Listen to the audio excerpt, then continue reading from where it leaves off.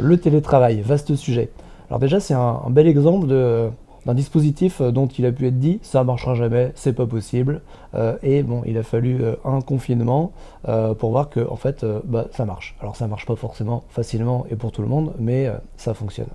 Et ça marche même tellement que même après le confinement, donc après le retrait du fait déclencheur, eh bien le télétravail reste une réalité qui a complètement bouleversé la façon de travailler au quotidien. Qu'est-ce qu'on peut retenir de tout ça? Pourquoi il y a eu autant de résistance? Pourquoi il a fallu une lame de fond pour rendre finalement possible ce qui était prétendu impossible? Alors, parmi les réticences qu'il pouvait y avoir chez les managers, c'était évidemment des difficultés matérielles. Mais en fait, ça a été balayé assez facilement.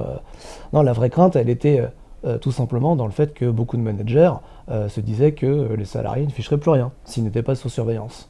Ça impliquerait que quand les gens sont en présentiel, le manager peut regarder tout ce qui est fait, mais c'est pas vrai.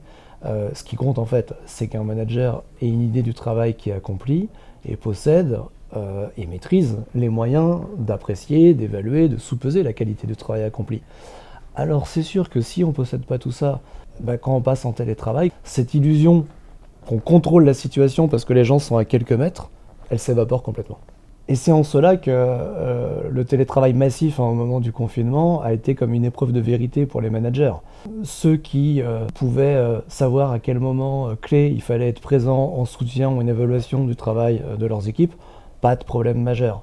Alors seulement ceux qui ne possédaient pas tout ça pouvaient sérieusement et légitimement s'inquiéter. Et dans l'autre sens, maîtriser le management, même à distance, ça implique aussi de savoir à quel moment laisser tranquilles les salariés. Tout cela, ceux qui étaient des adeptes du présentiel et de la surveillance de proximité pouvaient avoir des doutes sur le juste dosage qu'ils allaient devoir déployer en termes de surveillance, présence et retrait, laisser les équipes tranquilles. Ça, c'est la petite, mais en vérité la grande leçon qu'on peut tirer de cette transformation radicale des relations de travail. Maintenant que le télétravail est devenu quelque chose d'ordinaire, il est important de le connecter en fait aux enjeux de qualité de vie et de conditions de travail. D'abord comme levier. Parmi les leviers, il y en a un premier qui est celui d'alléger certains inconforts liés au travail. Et on peut penser notamment au transport, à l'inconfort ou au temps rallongé de la journée de travail en lien avec les transports. Nous, chez Technologia, on avait fait une étude, il y a une quinzaine d'années d'ailleurs, sur le stress des transports en Ile-de-France. Et il apparaissait que c'était parfois l'élément le plus stressant de la journée, plus que l'activité professionnelle. Cela dit, les employeurs ne pouvaient pas faire grand-chose pour remédier à ça. Maintenant, avec le télétravail, c'est sûr que ça peut apporter un plus. Un deuxième élément, un deuxième levier de QVCT à travers le télétravail, et là ça vaut pour tout le monde, c'est de favoriser l'équilibre entre la vie professionnelle et la vie personnelle. Le troisième levier qui peut être important et qui là est plus lié à l'activité elle-même, qui est plus centrale, c'est tout simplement de permettre aux salariés d'avoir des espaces de concentration, des temps continus où ils peuvent se consacrer à une tâche précise sans être interrompus. Or, c'est parfois indispensable pour mener correctement des tâches à bien. Alors si le télétravail c'est un levier pour la QVCT, ça peut être aussi facteur de risque. Le premier risque, c'est la déconnexion. C'est déjà pas quelque chose de simple à matérialiser, à ordonner dans le monde où il y a déjà une coupure entre la journée de travail au bureau et la suite de la journée de travail à la maison. Quand on est en continu à la maison, c'est évidemment encore plus dur.